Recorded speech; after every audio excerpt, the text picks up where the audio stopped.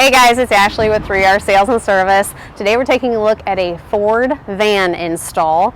This is equipped with a 10 gallon a minute cold water unit, cold water pressure washer, and a 10 gallon a minute soft wash system that's gas engine. So we'll have you come in a little bit closer because with these van installs, they're enclosed, they're very tight, and they're a little bit more difficult for the install and for you to see everything. So I'll climb in here and kind of point out everything that we've got going on. So starting up front, we've got the soft wash system. It's gas powered. This is a Honda GX 200 engine. It's electric start. And then we've got the AR45 diaphragm pump. This is hooked up to the proportioner system. The proportioner controls the water, surfactant, your bleach line or SH, and then we have a fourth valve in here for either a second type of surfactant or for a wax application. This proportioner is then controlled by a remote shutoff system. So you can remotely rinse with this setup here. So this is the valve that controls the bleach, and then we've got two other smaller valves here and here that control those smaller surfactant and wax lines. And so when you hit the button, they all shut off and it rinses. It runs water through them so that you can have water running out through your lines. And then it's also cleaning out your bleach line especially so that you don't get a bunch of corrosion or your valve doesn't start to fail too soon. So the other remote that we have here, this is for downstream soap injection. So through the pressure washer, if you want to go ahead and shut off your soap, you're going to use the shirts box remote to shut that off and rinse out your injector and run water through that line.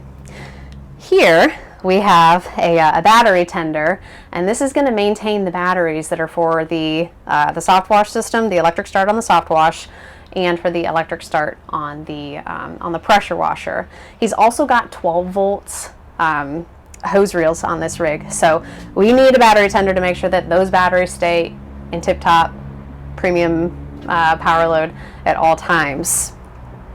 The other components that we have on this is the transfer pump. So down towards the bottom, there's a little 12 volt powered pump, and that controls this manifold here. So we have a dipstick, kind of pull it out.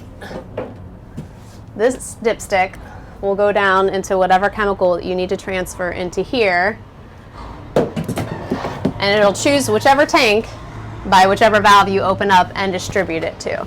So inside these vans, very difficult to access all of these tanks, so much easier to have that manifold to control where the soap and everything goes. So the only other thing that's up here is we've got a 1-inch drain hose. You can roll out and kind of direct that wherever you need it to go. So we've got 4 electric hose reels, 2 18-inchers on the passenger side here. The top yellow one is for soft washing. The bottom Flexzilla one is your incoming hose, so we've got 200 feet on there. These 2 gray reels are the pressure washer reels, so you could have this set up as a 2-gun system. How this customer wanted it set up was we have 1 hose reel as the primary, and if a hose blows or a swivel goes out, all he has to do is take his whip hose, connect it to the other hose reel, and he's got it all set up and ready to go. He doesn't have to reel anything out, install a new hose on site. He's just ready to go no matter what the predicament is. The pressure washer we've got set up is the IGX 800 on a 10 gallon a minute pump.